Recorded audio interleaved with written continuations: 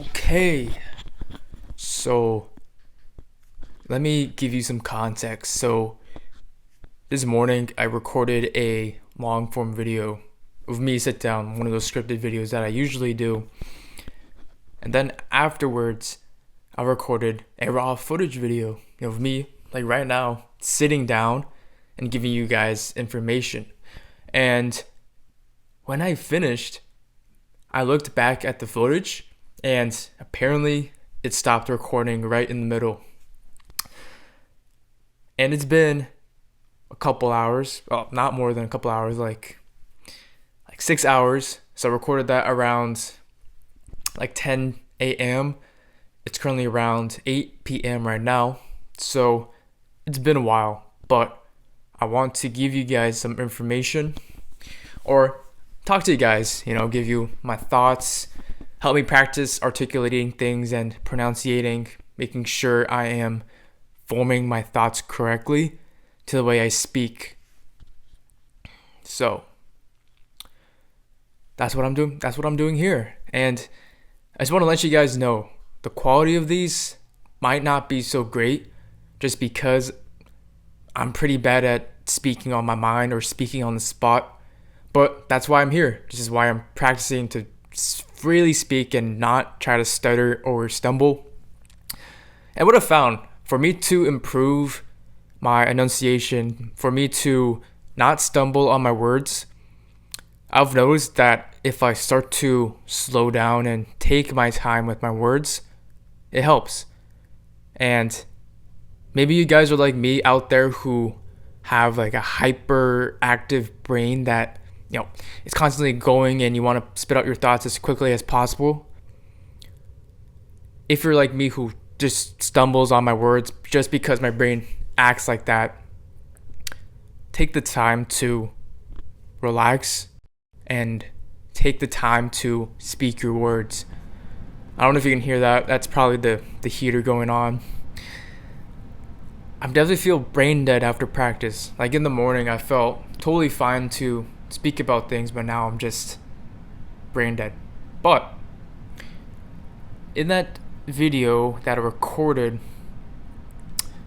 I wanted to emphasize the point. So you'll see this video at least a week after the first video I recorded, which was breaking your limits.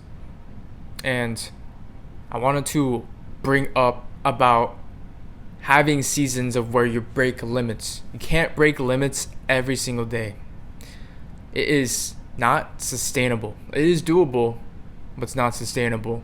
And in order to be or have sustainable breaking, or if you want to sustain breaking limits, or at least have peak quality time where you're able to go more than you can, you have to be disciplined with your schedule.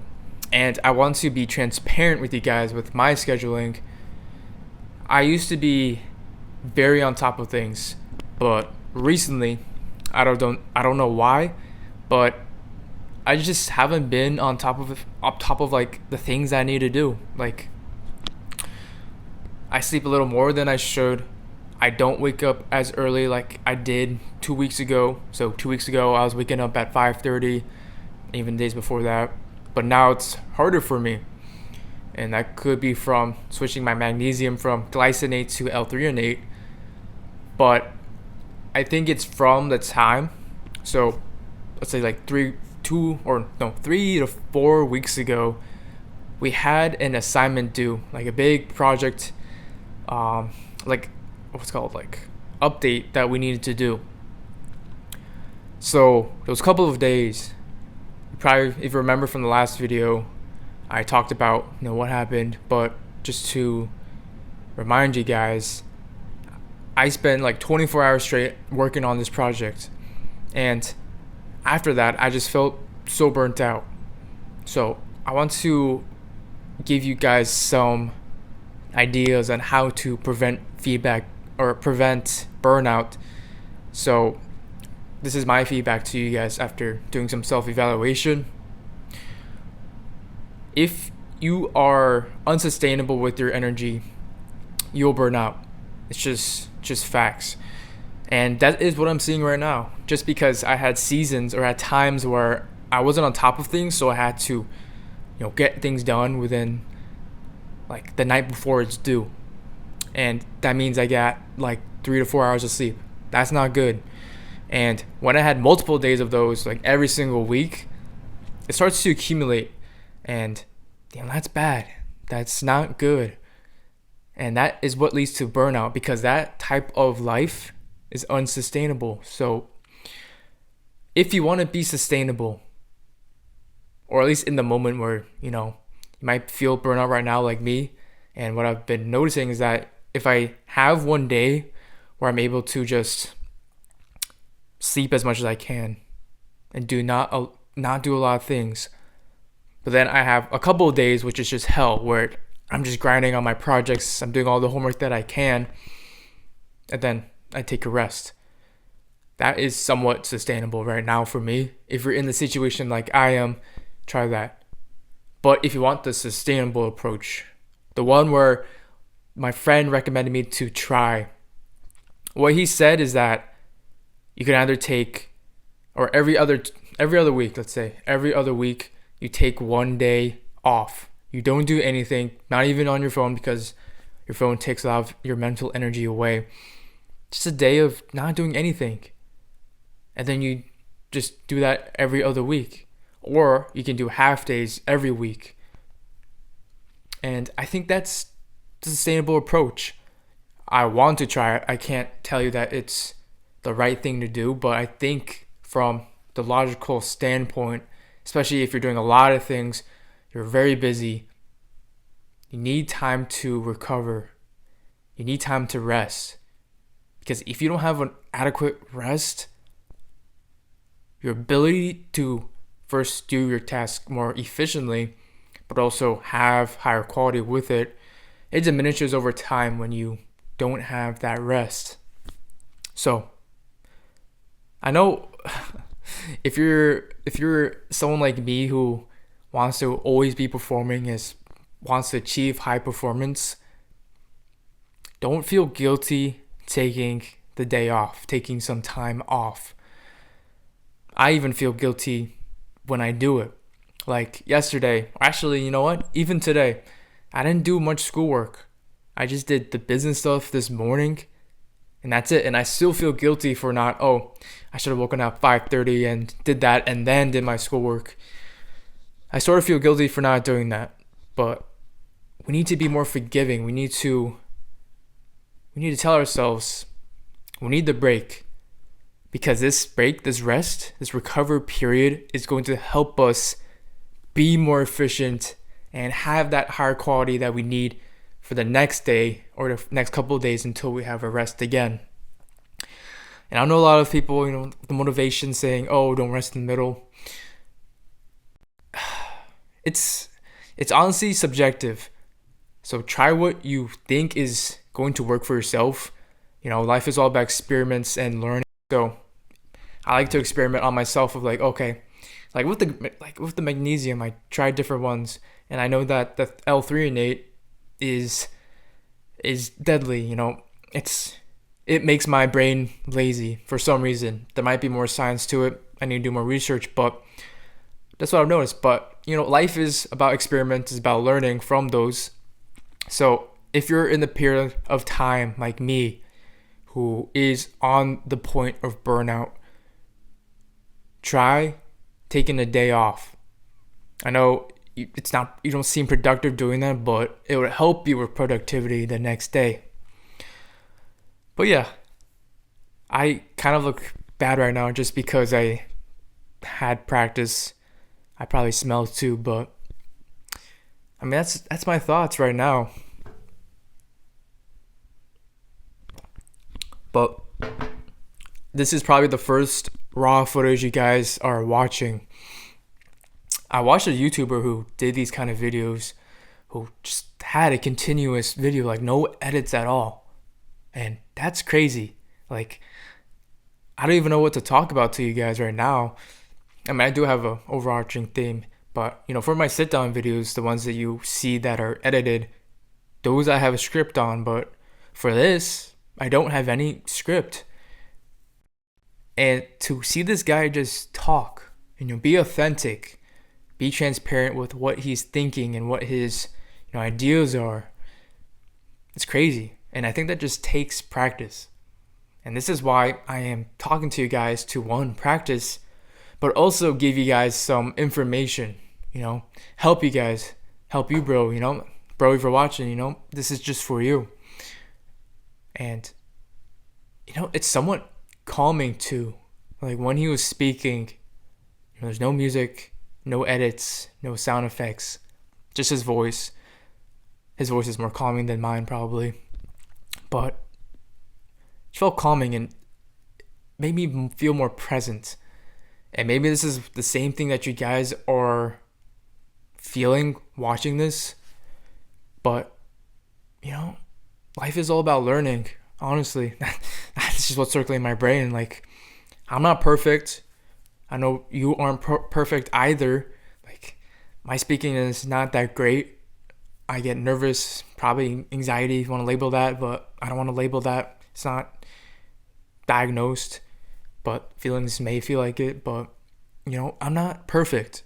Like, even with my screen time, like, when I started to post on Instagram, my screen time started to go up. And that's just because I have access to Instagram. And I know it's what's the word? Contradictory to, or ironic for me to have social media when I promote not to have it. But you have to understand that information is for people who are constantly consuming. I'm all about producing. So if you want to use social media is a tool. And if you want to use it, you have to be able to create something. That's the excuse that I give myself. And that's the excuse I'll give you guys to be on social media in general. But I've also found like, I want to chat with my friends. They'd be sending me reels. And I want to check on those things. And that just leads to more time on social media. And that's not good, So I'm still trying to find the balance. Like, I just downloaded Opal. They're not sponsoring me, by the way, but that'd be kind of cool if you guys want to do that. But like, I tried Opal for today, and it's pretty good. Like, it just doesn't allow you to have access to social media. But it's like, I don't know. Maybe it's good just so I can have time to schedule my content, post it, and then just not go on it. But I'm still trying to find the middle ground where you don't have to get another app to do it. But maybe that's the solution right now. That's what I've been doing. I just hope that this doesn't cut mid-recording. But, yeah, I mean, if you want an update on my track life, like, we got to meet in 2 weeks, 3 weeks. So if you want to know how I feel, I still need to ask my coach to see if I can record during practices, because I know you guys, especially the long-term viewers, came here for the track content. If you don't know, if you're new to this channel, I used to make track vlogs, but now it's a little harder just because of the logistics, because I don't have a cameraman, things like that. But we have a meet 2 to 3 weeks. I'm really bad at math for that. But I just been dealing with a couple things. So my calf, I've been dealing with it for about a year. My hamstring is still a little iffy, but that doesn't prevent me from running or lifting. But recently, I started having back muscle spasms. So like, my running is fine. Sometimes if I'm running for a little longer, my back starts to hurt a little bit or tense up. But I've been cutting my lift weights down a little bit. But yeah, I mean, things are going well. We've been having practice 4 times a week, and things are going well. Like, my weight right now, I don't know if you guys are like so quantitative like me, but my weight is around like 162 when I am like super in season. So that means like I'm going towards leagues time or Libre Leagues time. That is probably start to cut a little bit to 60, so probably like 157. But right now I'm just trying to keep the energy right. But because I don't sleep, but that, you know, I've been trying to get treatment. Speed workouts are fun. If you watch the couple past videos I recorded because I was on my own during those practices, did some starts, and the things I'm working on is my transition. So my start is good, but being able to continue that energy, that frequency, it's difficult for me. This is me just being obsessed with track, but I want you guys to also find something to obsess with and talk about and do a lot of research in. But for me, so what I've been doing, if you're interested in what I'm focusing on at this time in my season, one, be powerful with my start. So pushing, and then I gradually rise up. But when I gradually rise up, I try to increase my frequency to the point where I can hold that frequency. So I'm not like, oh, I'm being burnt out, but like enough frequency where I can just keep it. Because in the past, I've been too focused on power and just being powerful and reactive. And that just, like when I transitioned, that just wasn't sustainable. Like I started to lose that speed, that energy that I built up. So what I found from some video on Instagram is that you can start to increase your cadence a little bit. Not like uncontrollable, but just increase a little bit. Like you're like, geez, you're like, I should stop saying that. Push, or push, and then march. So the cadence or the tempo of my just increase a little bit. So that's just what I've been focusing on. I've seen success, at least feeling wise, but we'll see at the meets when I actually get quantitative results, like the time. But yeah, I mean, that's it. Like, I love you guys. You guys have been supporting me for a long time. I know you guys are like a mix of track people, but also men who want to get better. And this is what I'm here for. Just having me practice speaking, on the spot.